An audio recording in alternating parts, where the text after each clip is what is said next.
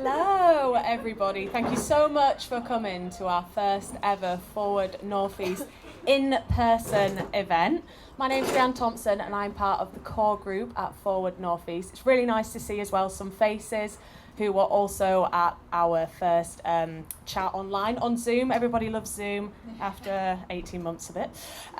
So just a couple of things. So in terms of just COVID-y things, happy out here to have no mask, but if you're going to enter the building, please make sure that you do wear it. Hello.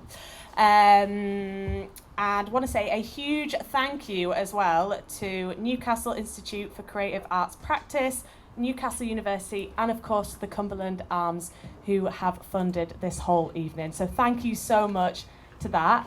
The way the night is going to run is basically we are going to have a Q&A with Claire Dupree, our very own Claire Dupree from NARC magazine. She is going to be having a chat and leading the conversation with the brilliant Hazel Wilde, Sarah Wilson, and Helen Walkinshaw. Sorry, I had to read your name there, Helen. I'm very, very sorry.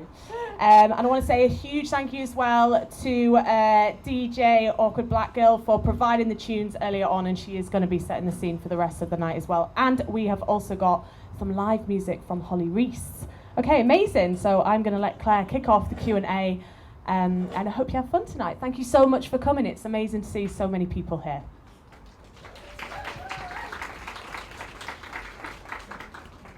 Thanks very much, Rianne. I'm not used to microphones, so if I don't talk loudly enough, Mr. Soundman, will you tell us? Thank you very much for coming. As Rianne said, we're all really pleased that you guys have come along. And I'd just like to really get the panel to do most of the talking, really. So just to pass the buck, would you all like to introduce yourselves so people have an idea about yourselves and the jobs that you've done? Should I go first? You start first. Hopefully I'm loud enough. Are you going to turn me up? Okay. I have got a quiet voice, despite being a singer. My name's Hazel Wilde. I've played in bands on the local scene for far too long. Probably, I think the first band I joined up here was about 2003.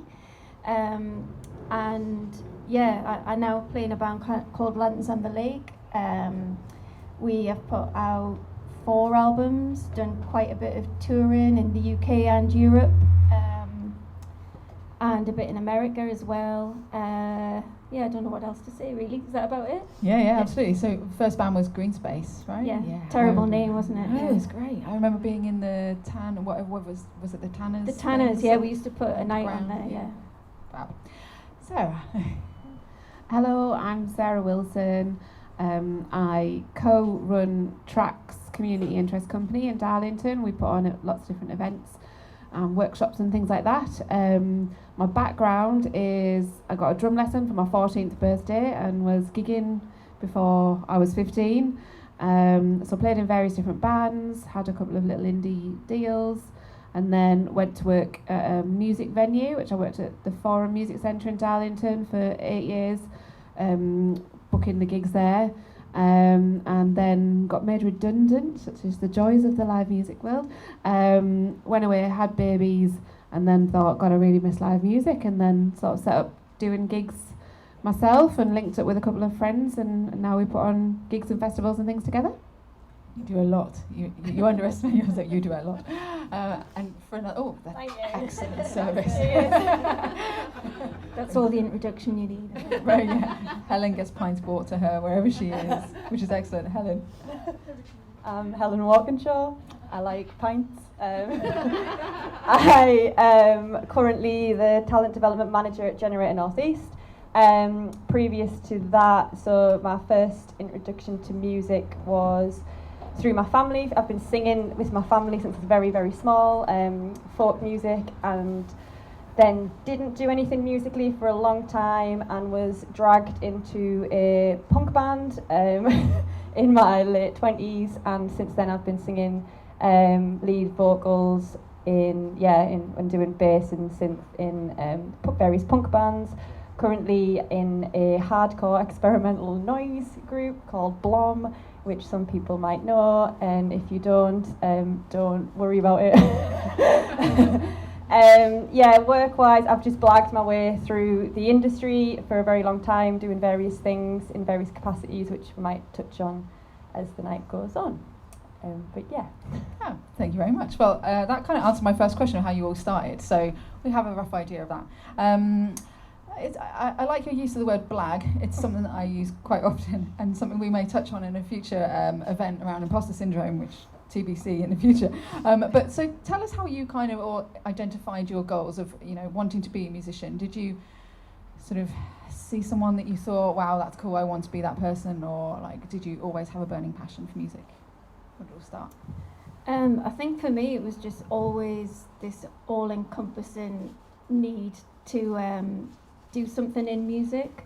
I'd always been drawn to music since I was a really little kid. Like, I think my mum and dad have talked to us before about when I was just learning to talk, I would sing Cyndi Lauper's Time After Time.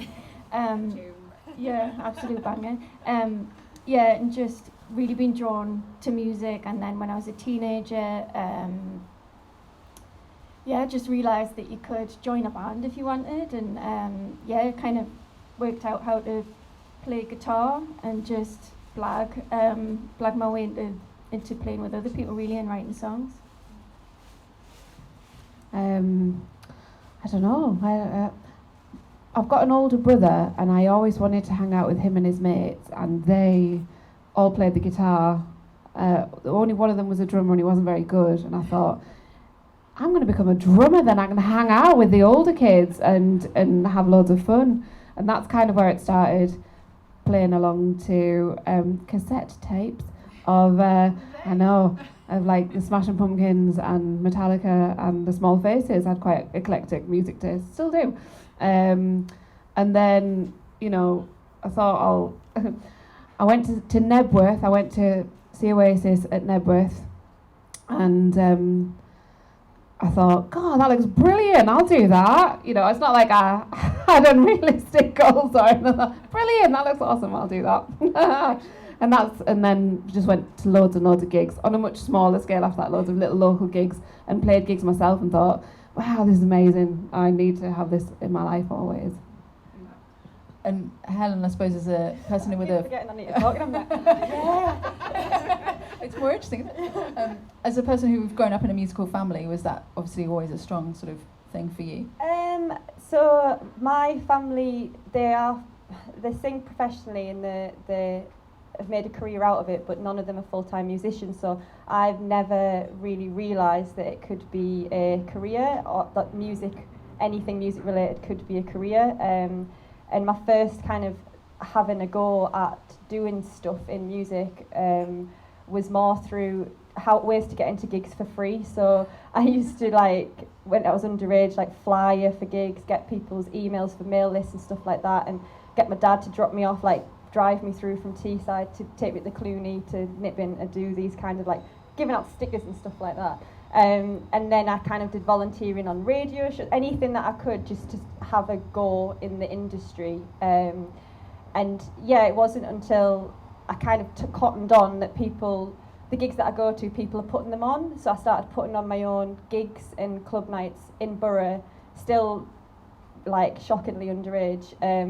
But I just didn't know that was a career path. And then after moving up to Newcastle, again, it was just sort of getting me nev in there and seeing what I could, you know, how I can be involved in stuff without really making it into a job. It's only been in the last few years that I've kind of cottoned on that it can be a full-time job, and that there are things that you do that you might not realise that you're able to, and you can apply that to a role and make a career out of it.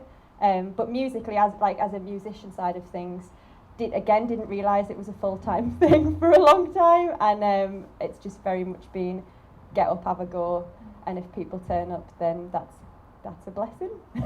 And you all obviously started out in, you know, very much a DIY sort of industry, you know, the regional music scene. Was there ever a turning point for any of you where you thought, this is the bit that's going to, you know, make me famous, or this is the bit where I'm going to achieve that goal that I've wanted to set out to achieve? I think for us it was maybe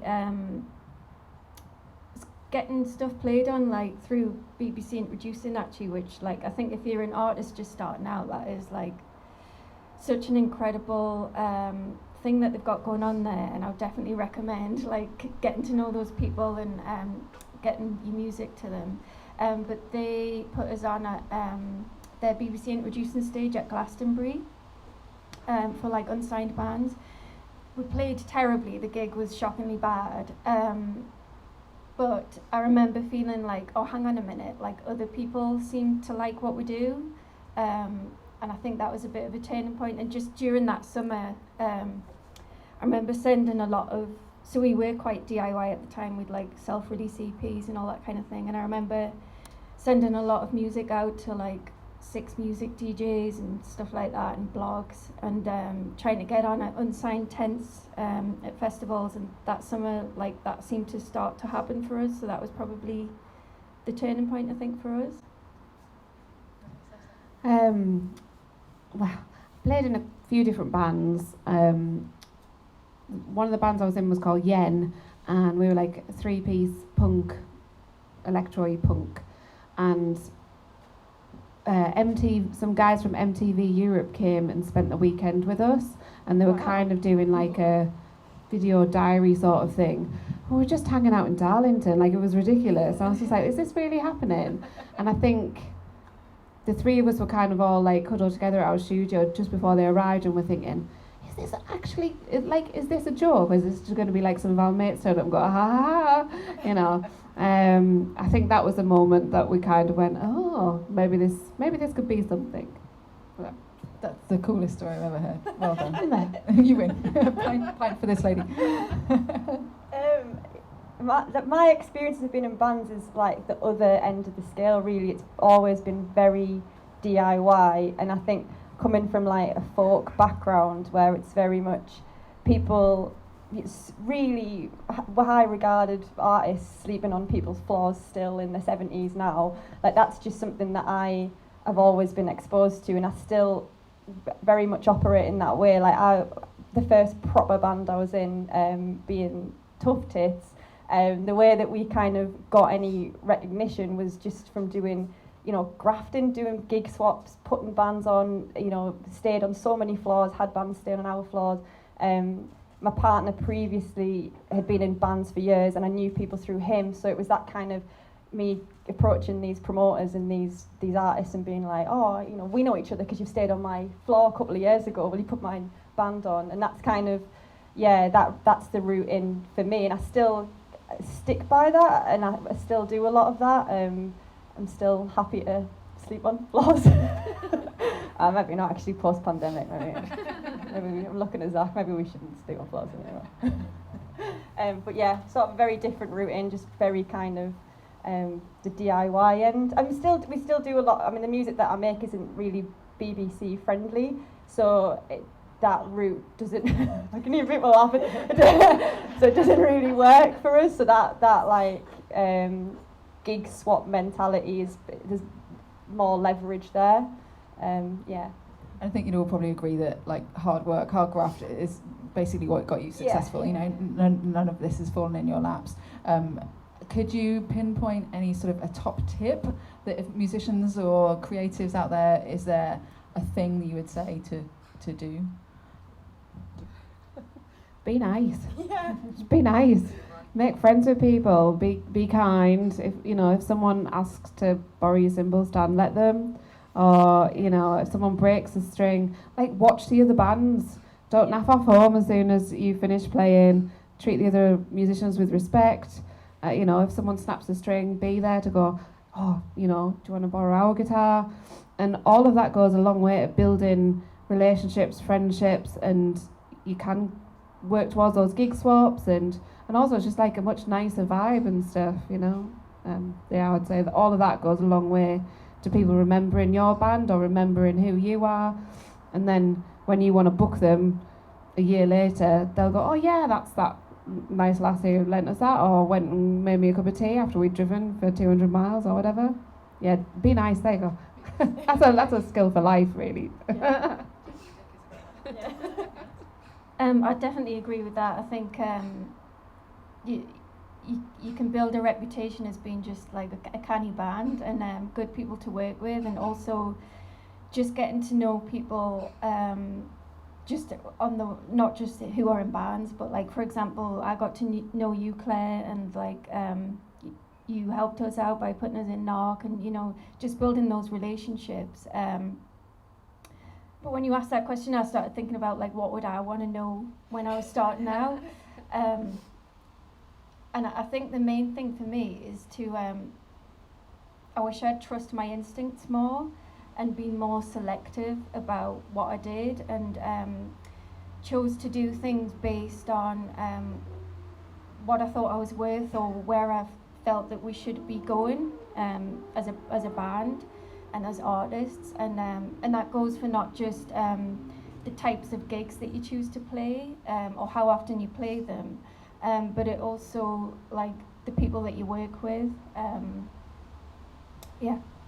Choosing a team and having a kind of ethical standpoint of who you want to work with and why, and yeah, knowing that it works for you. Yeah, fab. I don't have nothing to add there other than yeah, just know who you're working with. It's like who you work with reflects who you are as an artist massively. Yeah. We may touch on this again. So in terms of challenges, obviously over the last year and a half or so, it's been a bit weird. We've had a few challenges.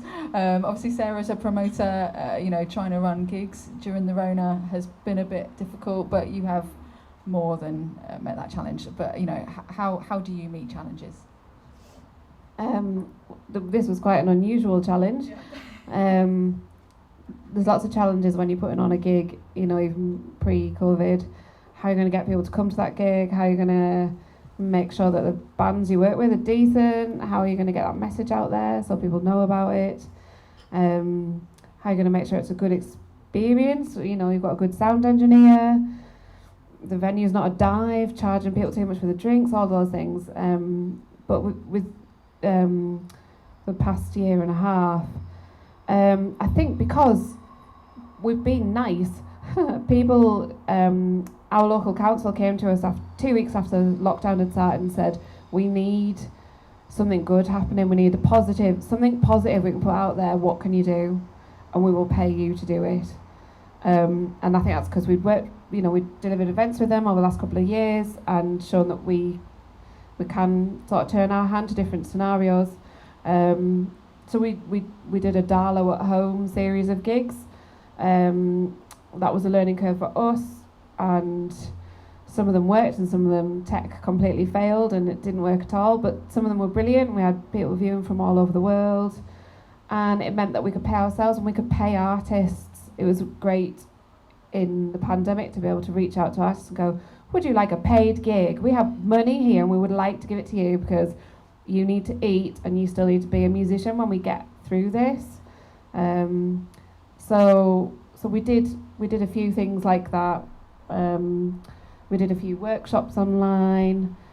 We've got our Last Train Home festival that we've ran the last few years, and last year we did Last Train at Home and filmed some artists playing in our local railway museum, and put that out online and tried to encourage people to watch it from home, and just tried to keep that connection with the musicians that we love and admire and want to work with, but also with the audience and people sat at home who were lonely and bored, you know, and missing gigs. So yeah, I did, one of the things we do is one of our projects is called Big Little Gigs, that's a kind of about doing family friendly gigs, and there was a few of those where I was like, I'll just do, because I play the ukulele and do community musician work, so I was kind of every couple of months I'd transform our kitchen into a little performance area and hang fairy lights and try and block out the light and sing daft songs to 10 kids online. It's amazing.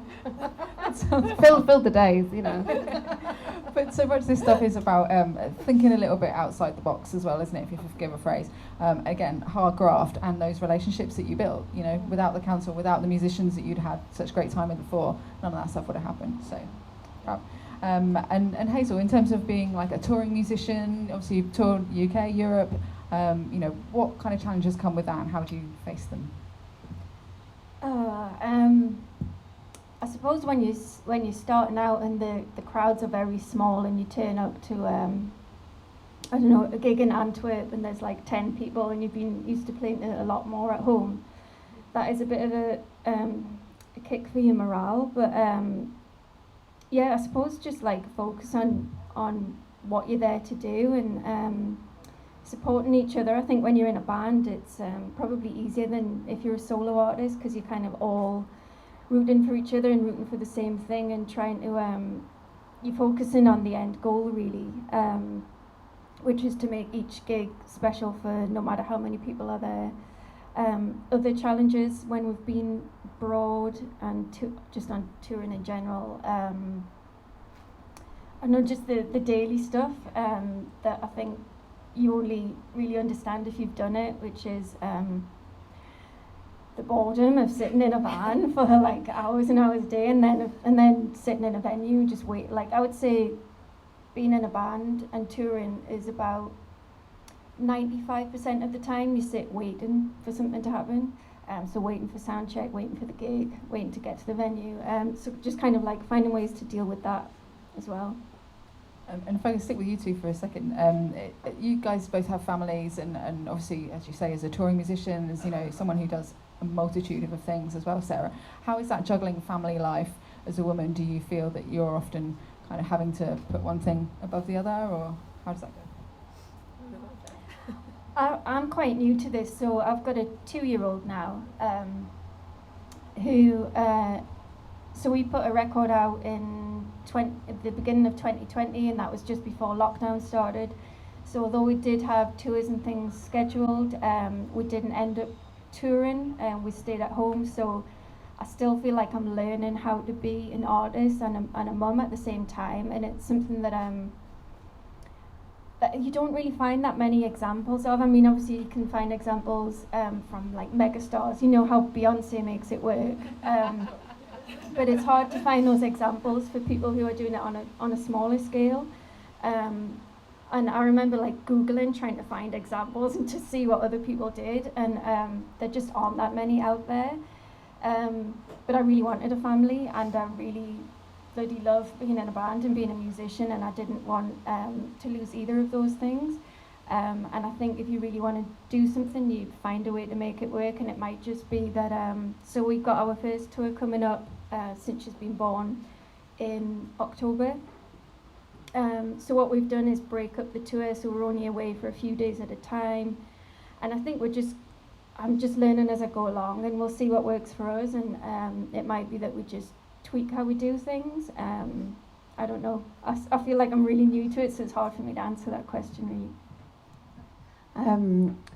I think it's just a constant juggling act, but I think that's the case for anybody who's a mother in whatever industry you're in. I mean, I'm a self-employed person, and I do a lot of working from home, so that's dead annoying, because kind of set my laptop on the kitchen table, shove all of the toys and fidget toys and sticky mank off the table to one side, and then try and work. And that is difficult, and then you do have the mum guilt, but again I think that crosses into most industries as if you're a parent. But then my children inform quite a lot of my work. Big Little Gigs wouldn't exist without me having had children and then going, God, I can't get a night out, I can't go to the gig, how am I going to make this work? And then also this whole thing, because you're around other children and I hear what they say and I hear what their impressions are of music, and it's bizarre. It's 1,000 miles away from what I would go and buy my CD single, you know, from like Solid Sounds or whatever. It means nothing to them. They get it for free, and I'm a bit. It's almost, I can't sound like a right old fart, but like that kind of like respect for the creation of music and writing music, and it's not got the value, I don't think. And what was I trying to say? So there's this kind of a thing where like most venues, like O2 Academies and stuff, if you're 14 years and over, then you can go to a gig with an adult. But you're probably going to be going to a gig that your parents have chosen and think is acceptable for you to listen to or whatever. And I'm like, well, why can't we curate a love of live music in children before they get to 14? Why are we suddenly going to expect them to go, God, I really love live music at the age of 14? Why can't we do that a bit earlier? So I wouldn't have started Big Little Gigs without that. And then I have 2 daughters. I know how hard it was for me and why we're all here in the misogynistic music world, and I want better for them. So they've probably contributed towards the idea of Noisy Daughters being formed. I can't imagine where I came up from that with that name. But yeah, so it's really difficult. It's lots of juggling, but it's also, they inspire you as well, don't they? I was going to add actually that I think as a woman, once you reach a certain age, and definitely when you become a mother, you kind of, the rest of your identity is expected to just be stripped away, right? So for me it's really important, because I've got a daughter. I want to show her that you can be a mum and be the person that you are and do the things that you love to do, and I really want to set that example. And it is bloody hard to definitely to write music in the house, or just to think about so many things like writing a record, doing this, that and the other, and what I'm going to do with her. But you make it work because A, it's what you love, and B, I just want to show her that when she's older, whatever she wants to do in her life, she can be both a mother or not if she doesn't want to be, and whatever she wants to be. Setting that example. And Helen, from a DIY musician's point of view, kind of how do you face managing your own career, kind of being in charge of figuring out that direction to go? I think so. It's been a DIY artist at the level that I've always operated at. It's kind of I enjoy doing band admin. So for me, I've always assumed that role, and I've always been the sort of manager.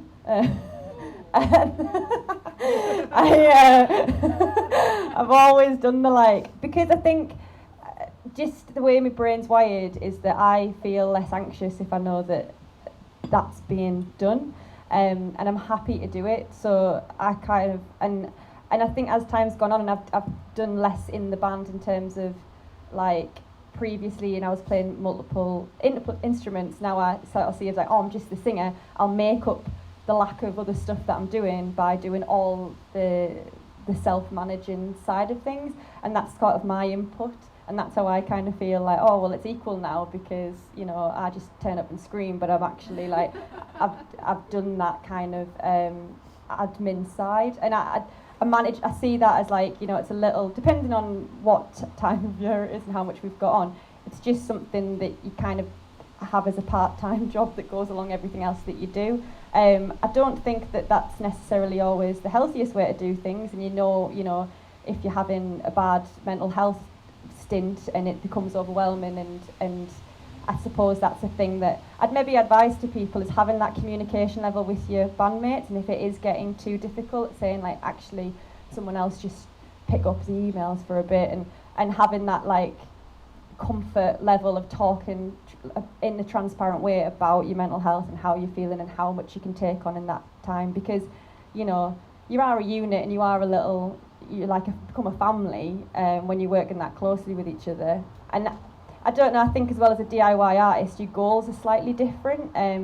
You're not wanting to operate at the level of a managed band. It's more about how it fits into your life, because in my experience, most DIY artists are also working full-time and juggling loads of other different responsibilities, and it's something that you do as a release or an expression, or it should be fun. So yeah, I suppose I don't know, for me, because my brain, and I know this is for a lot of other artists that I speak to, if your brain's wired that way, it doesn't feel like a chore, it actually becomes quite enjoyable. But if you're not that way inclined, then I would advise that you just keep having that level of communication with your bandmates, and you make sure that everybody's comfortable with the roles you've assumed.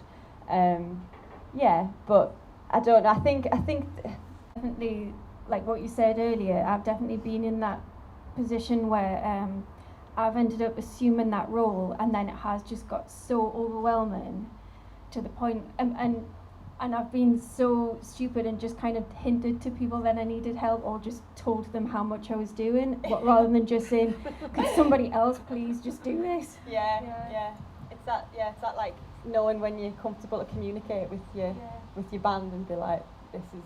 I remember years and years ago when like lanterns were proper DIY, and I was like, Adam was in the band living with him, and these were all, stamping stuff and posting them all out, and it was like, everybody was part of this operation, and it was hard work, It was really hard work, Yeah. but that was after years of me doing it on my Oh, own. you're And on then there and eventually be like, got you need to do this.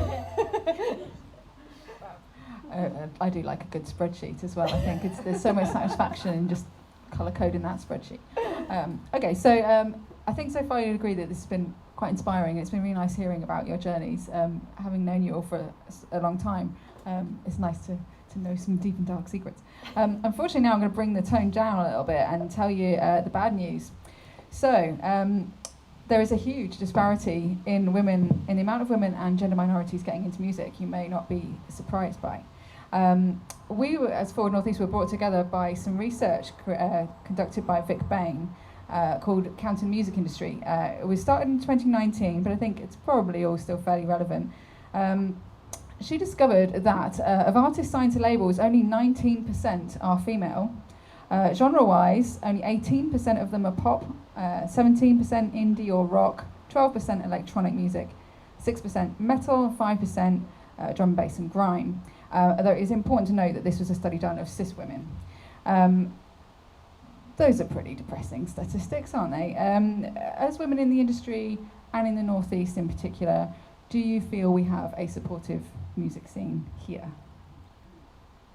And please feel free to be warts and all. That's what we've come for the day. So here, come on, you can get into it. I think parts of it are supportive, but there's definitely a really, really long way to go.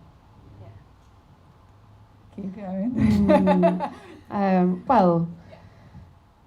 Like I said earlier, I've been playing in bands for a long time, or putting on gigs for a long time, and oh my god, it's disgraceful. It's Rianne Instagramming. Rianne, stop ringing the stage, won't you? What was I saying? Oh yeah, the amount of venues that you go into, you promote as a man, the bands that you're working with are men, mainly white men, and the sound engineer is always a man. You go in a recording studio, it's pretty much always a man behind the sound desk there. It feels, for me personally, it feels like there's been a lot more support and coming together of women in the industry. But I think that's because we're all talking to each other a lot more now than we were like 10 years ago. So it feels like we're being uplifted a bit, but I still think on the ground, when you go into a venue, when you look around at festival bookings or, producers, yeah, it's all men. It's all still men. What can I say on this? It's definitely better than it was when I started playing in bands. I think when I started playing in bands, there weren't even that many other girls playing. I was one of a very, very few.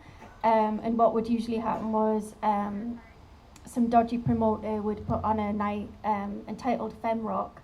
And no matter what the genre was, because your genre, if you're a woman in a band, by the way, your genre is female fronted, you'd all be lumped together on this bill, and it was almost, it's hard to describe, it was almost like other girls in bands were rivals. Yes. And you felt when you walked into a venue, and I'll totally admit I'm guilty of this. If there was another woman in there who was in a band, I would feel like, oh well, that's my rival kind of thing, and I don't know why that is. I think that's just something to do with being a woman and how we are pitted against each other. I think it's a lot better now. I think doing things like this is so good. Like I wish I wish I'd been able to come and listen to people talk like this when I was starting out. I think I would have got a lot out of that.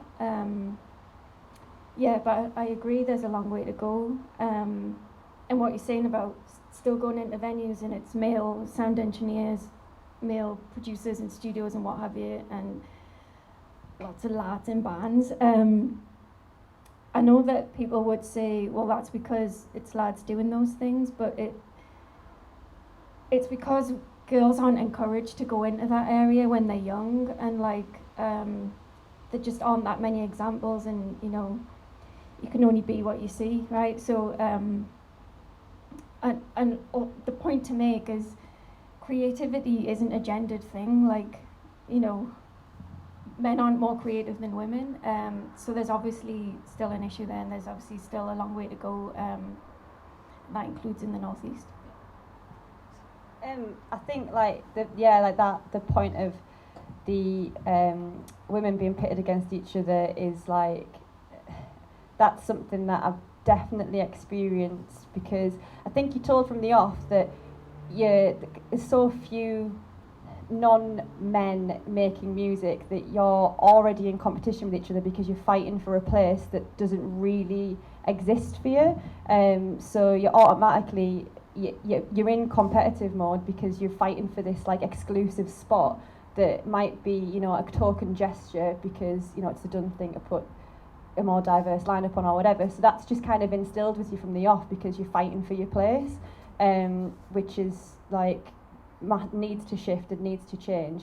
I think in terms of like regionally, personally, my experiences on the overall have been quite supportive, but I think that's because I came into it late and I knew people in a different capacity, so they were more supportive of my choice to be an artist, because it was a case of just the first band I was in was just having a go, like, you know, like Zach could play drums, but me and Aisha didn't, you know, and Aisha could play guitar a little bit. I didn't have a fucking clue what I was doing. I couldn't play any instruments, so we were just having a go, and there was that like excitement and support from our male peers because they were like, you know, chuffed that we were trying, just not in a patronising way, just like buzzing that we were trying.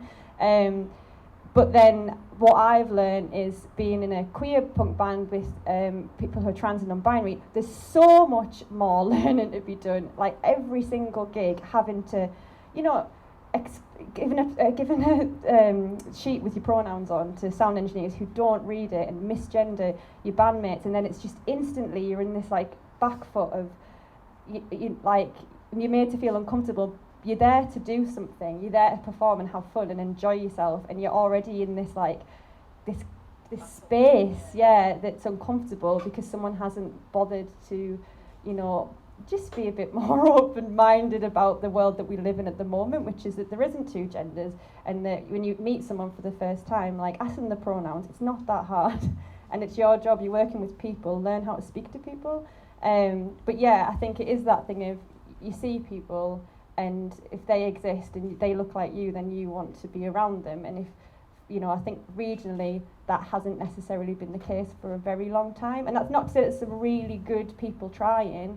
Men trying, good, you know, it's just that it's like everybody needs to try. It can't just be down to this like small few good eggs. Got a bit upset there, sorry. You're good, no, keep going. So in terms of role models then, are there women, non-binary, trans people in the northeast and the wider world that are acting as role models right now that you think these are people I want my daughters to be growing up and idolising? I think there's some positive voices in the industry that I think, you know, I want my daughters to listen to that, or to see somebody that is that positive and carving out a career, and being outspoken, like self-esteem, you know. I think she's amazing, and I think people like her having quite a strong voice in the industry is brilliant. Blóm as well, you know, getting 6 music play and being really different. and that it's okay to be different, and that there is a place for people to be different. You know, yeah, I'll say them too.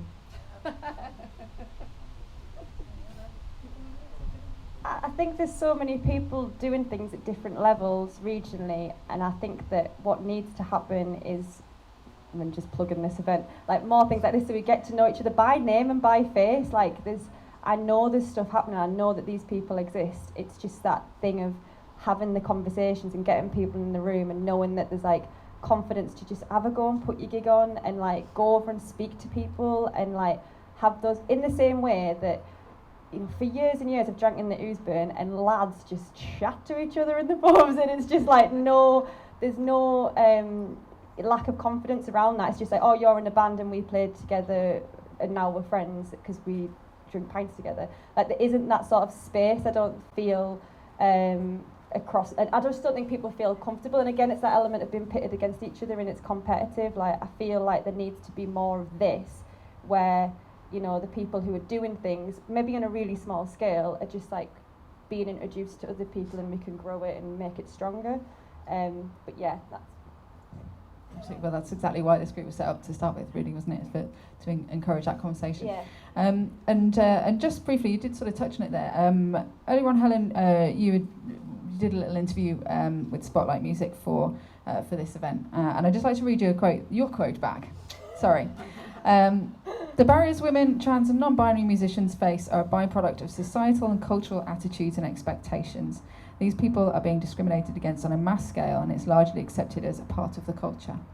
How can we individually, collectively, regardless of gender, overcome some of these challenges, just to leave it on a positive and empowering note?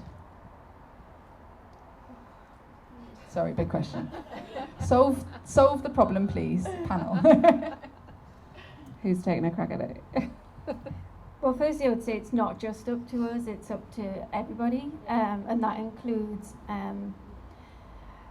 definitely men who like to portray themselves as allies, who get on these fab festival bills and are happy to go and play when it's 99% male.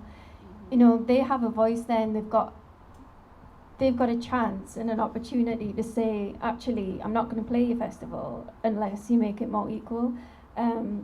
Yeah, and I think that question shouldn't always hang on us to answer. I think as a society we have to answer that question and learn from each other.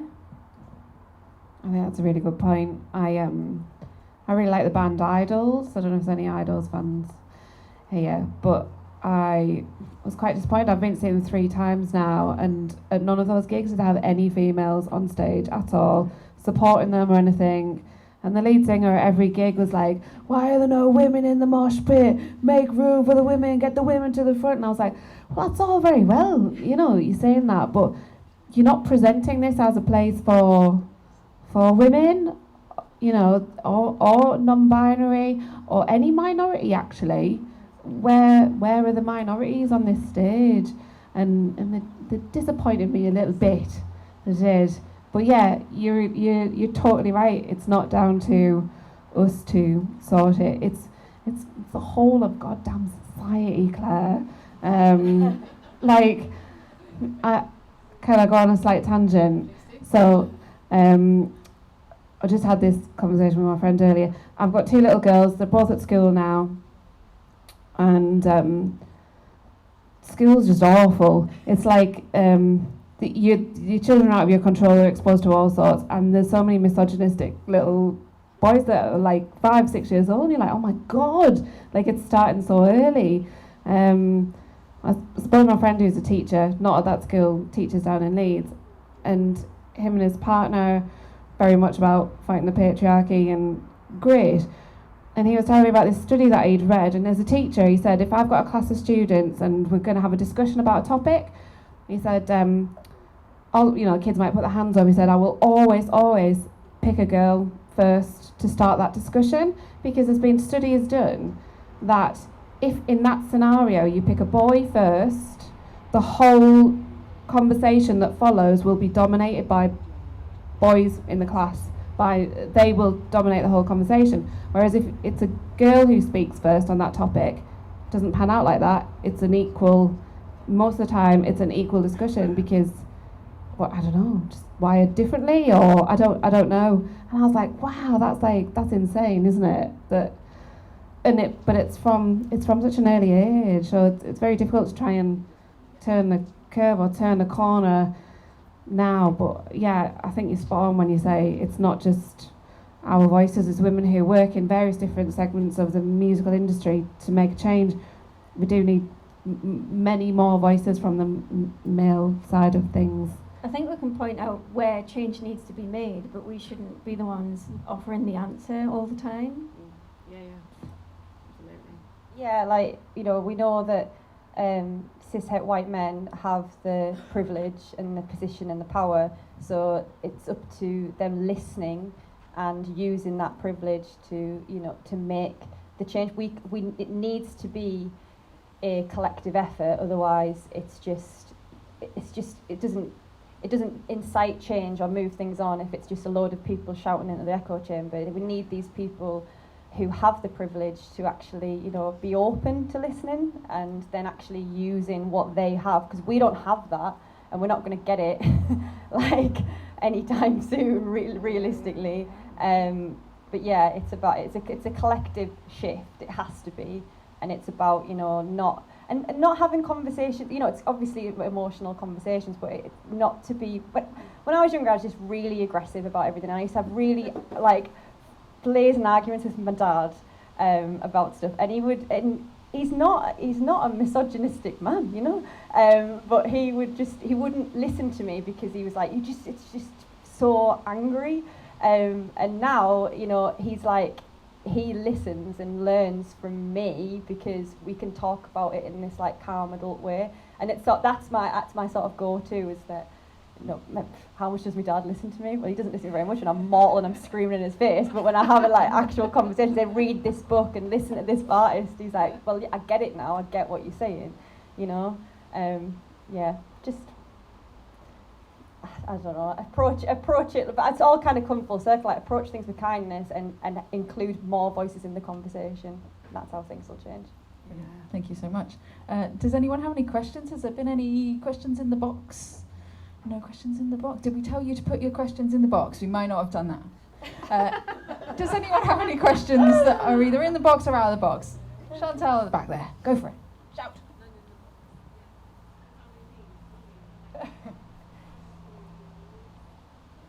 I can't. Sorry, I'm not sure how I can hear you. Do these reach? Is there a... Ross, is there a way we can get a mic? Sorry, I didn't ask for mics. Sorry.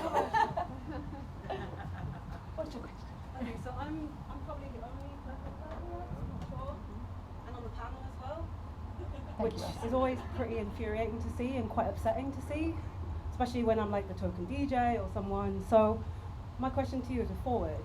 How are you going to make what you're doing and bring everybody else with you, especially with like neurodiversities, disabilities? Because, you know, I've come here and I don't feel actually that comfortable here as a person of colour, which is my usual stance. But if you're trying to promote diversity in music, but you've got an all-white panel, that's not very diverse to me. Yeah, so totally. Yeah, we recognise that. Yeah, I know it's always something you recognise, but it's just something that I think. It's my question. What are your plans for that in the future? I think you want to take this one. Yeah, like this is definitely something that's come up in the planning of this event, and it's something that it's about. This is an open space of conversation now, because it's being formed by a group of cis white women. Like it's like we see who we know, and all we can do is open the floor and hope. Like, we need people to turn up to events, and we need people to challenge and have these conversations. We need to grow our networks. Like, it's a very insular group of people at the moment. Like, I feel awful that you feel like tokenized, but it's this thing of, we have to have these spaces that are open, and hope that people will tell other people, have these conversations, and it'll grow. Like, fully aware, and this is a conversation that's been happening with us, is like, even when we set it up, we're like, we need to write a bio that says that we're open and diverse and inclusive, even though we aren't as a founding group, and that is recognised. And I suppose that's us. We need to go into these spaces, and we need to do the legwork. And that's I completely agree. Thank you for. Yeah, absolutely. Thank you. Thanks for that. It needs to be like, that's exactly the point. And like I say, we're having this. I think it's one of the first things that came up. We're like, we say we want to start this group, but we're just talking to loads of people who look like ourselves. Like, it's really early days for us as well as a group of wanting to, this is our first in-person event, and having these spaces and having people collectively talking about these subjects, and hopefully going home and telling other people about them means that we're only ever going to grow, and that's certainly been the aim. So, thank you. Okay, well, we'll be around for the whole night. Obviously, there's lots of music to come. Anyone wearing a name tag is welcome to chat about the group itself. If you have any other questions. Obviously the whole COVID thing is a little bit different about socialising and networking, but do talk to each other. I think, as we've discovered, that we're all in this kind of group for a good reason, and do welcome people to chat with each other. And thank you very much for coming. Really appreciate it. Thank you.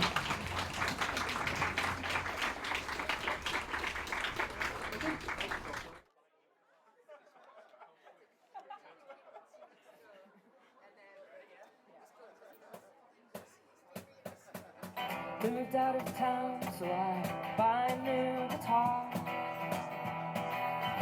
Something pretty good that I just play it on my